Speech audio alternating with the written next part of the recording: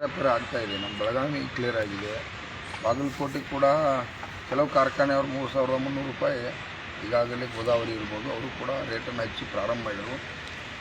ಗಲಾಟೆ ಆಗಬಾರ್ದಾಗಿದೆ. ನಮಗೊಂದು ಬೇಜಾರೈತಿ. ಯಾಕಂದರೆ ಅದನ್ನು ನಾವು ರೈತ ಸಂಘದಿಂದ ಒಪ್ಪೋದಿಲ್ಲ. ಹೋರಾಟ ಎಂದು ಕೂಡ ನಾವು 10 ದಿವಸ ಲಕ್ಷಾಂತರ ಜನ ದಿವಸ ಸೇರಿ ಕೂಡ ₹1 ಹಾನಿ ಮಾಡದೇ ಇರ್ತಕ್ಕಂಥದ್ದು. ಆ ಗಲಾಟೆಯಲ್ಲಿ ಇವತ್ತು ಕಬ್ಬನ್ನು ಸುಡ್ತಕ್ಕಂಥದ್ದು ಮತ್ತು ಗಾಡಿಗಳನ್ನು ಸುಡ್ತಕ್ಕಂಥದ್ದು, ಅದು ನಮ್ಮ ರೈತರು ನಾವೇ ಸುಟ್ಕೊಂಡ್ರೆ ಅದಕ್ಕೆ ಮರ್ಯಾದೆ ಇರೋದಿಲ್ಲ. ಅದು ಚಳವಳಿ ನಮ್ಮ ಲಕ್ಷಣ ಅಲ್ಲ.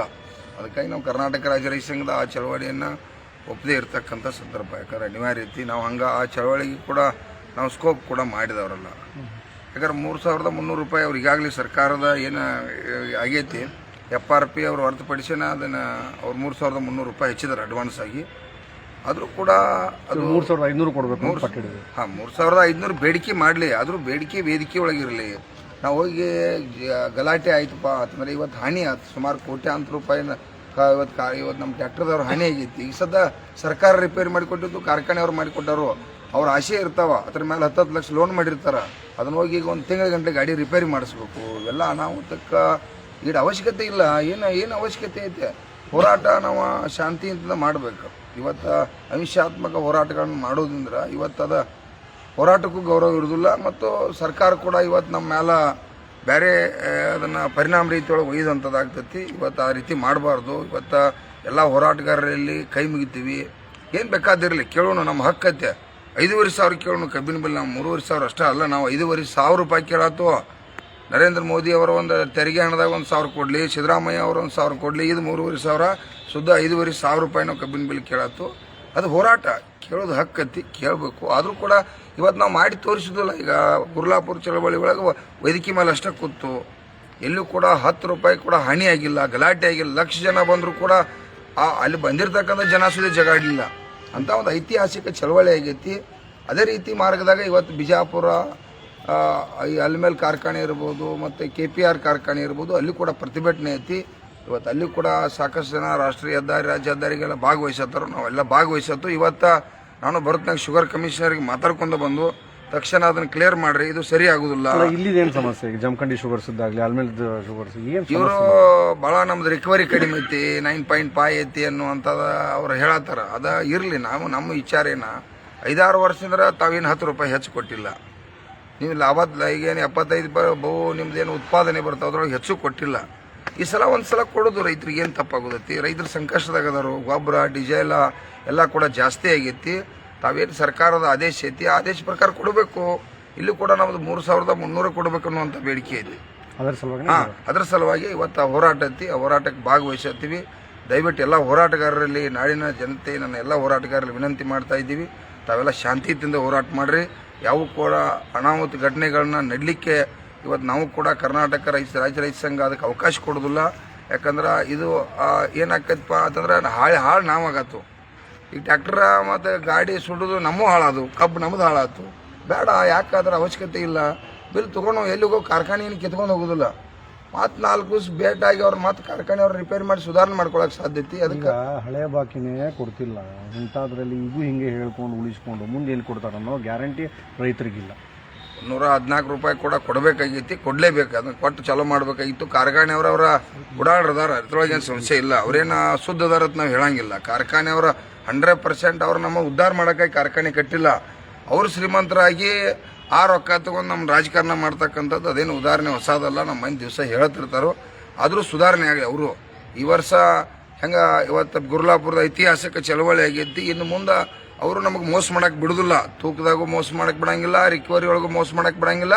ಇನ್ನೊಂದು, ಇವತ್ತು ರಾಜ್ಯದ ಮುಖ್ಯಮಂತ್ರಿಗೆ ನಿಮ್ಮ ಮೀಡಿಯಾ ಮುಖಾಂತರ ಒತ್ತಾಯ ಮಾಡ್ತಾ ಇದ್ದೀನಿ. ತಕ್ಷಣ ಇವತ್ತು ಕಾರ್ಖಾನೆಗಳ ಮುಂದೆ ಶಾಂಪಲ್ ಮಿಷನ್, ರಿಕವರಿ ತೆಗಿತಕ್ಕಂಥ ಶಾಂಪಲ್ ಮಿಷನ್ ಕುಣಿಸ್ಬೇಕು. ತೂಕದ ಬದಲು ಕೂಡ ಗಮನ ಹರಿಸಬೇಕು. ಶುಗರ್ ಕಮಿಷನರ್ ಇಲಾಖೆ ಕೂಡ ಸದೃಢಗೊಳಿಸ್ತಕ್ಕಂಥದ್ದು ಮಾಡಬೇಕು. ಇದೆಲ್ಲ ಅನಾಹುತಕ್ಕೆ ಕಾರಣ ಶುಗರ್ ಕಮಿಷನರ್ ಇಲಾಖೆ ಸದೃಢ ಕಾರಣಕ್ಕಾಗಿ.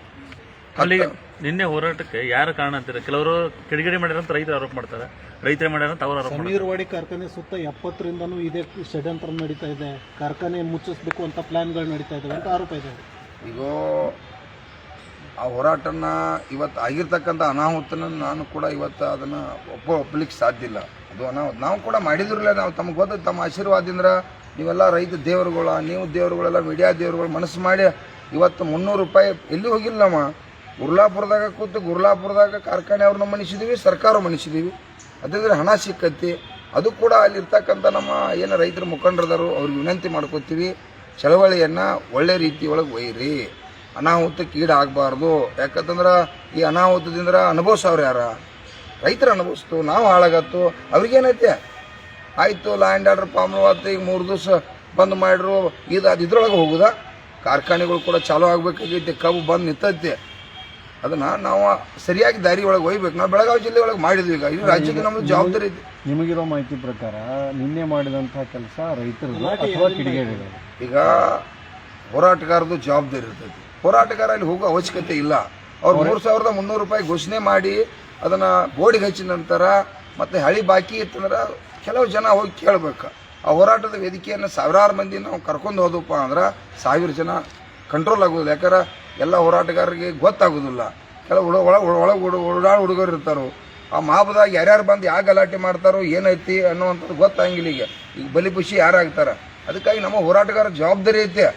ನಮಗೂ ಬರ್ತಿರ್ಕಿಲ್ಲ, ಲಕ್ಷ ಮಂದಿ ಇತ್ತು ನಮ್ಮ ಕೈಯಾಗ.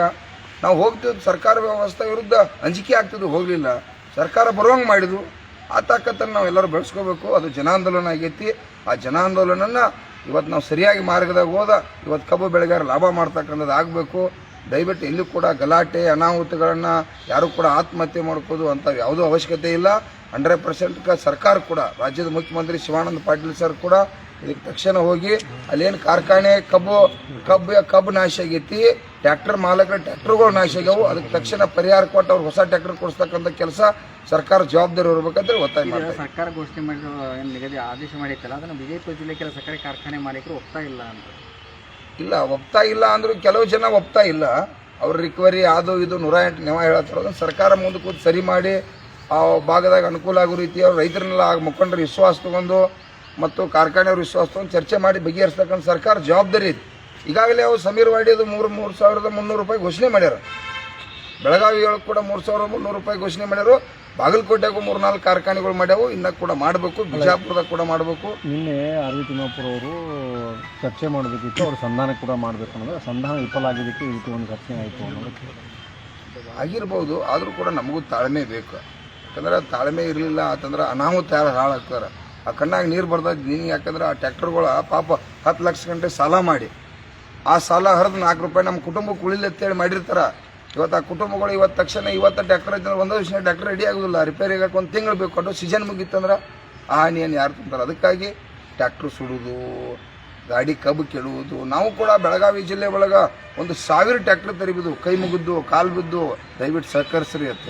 ಒಂದು ಗಾಡಿ ಕೆಡುಗುಡ್ಲಿಲ್ಲ. ಅದು ಕರ್ತವ್ಯ, ನಮ್ಮ ಜವಾಬ್ದಾರಿ. ಟ್ರ್ಯಾಕ್ಟರ್ ನಮ್ಮದವ, ಕಬ್ಬು ನಮ್ಮದೈತಿ. 12 ತಿಂಗಳು ಬೆಳೆದವ್ರು ನಾವು. ಅದು ನಮ್ಮದು ನಾವು ಹಾಳು ಮಾಡ್ಕೊಳಕ್ಕೆ ಇಂಟ್ರೆಸ್ಟ್ ಇಲ್ಲ. ಹೋರಾಟಗಾರ ಕೂಡ ಜವಾಬ್ದಾರಿ ಐತಿ. ಬೆಲೆ ಅವ್ರ ಮನೆದೇವ್ರು ಕೊಡ್ಬೇಕಾ? ಬಿಡಂಗಿಲ್ಲ. ನಾವು ಕಬ್ಬು ಬೆಳೆದು ಕೊಡಬೇಕಾ? ನಾವು ಬೆಳಗಾವದಾಗ ಈಗ ತಗೊಂಡು ಬಾಗಲಕೋಟೆಗೂ ಸ್ಟಾರ್ಟ್ ಆಗೈತಿ. ಬಿಜಾಪುರ ಕೆಲವು ಕಾರ್ಖಾನೆ ಕೊಡೋದ್ರೆ ಕೆಲವು ಕಾರ್ಖಾನೆ ಕೊಡತ್ತಿಲ್ಲ.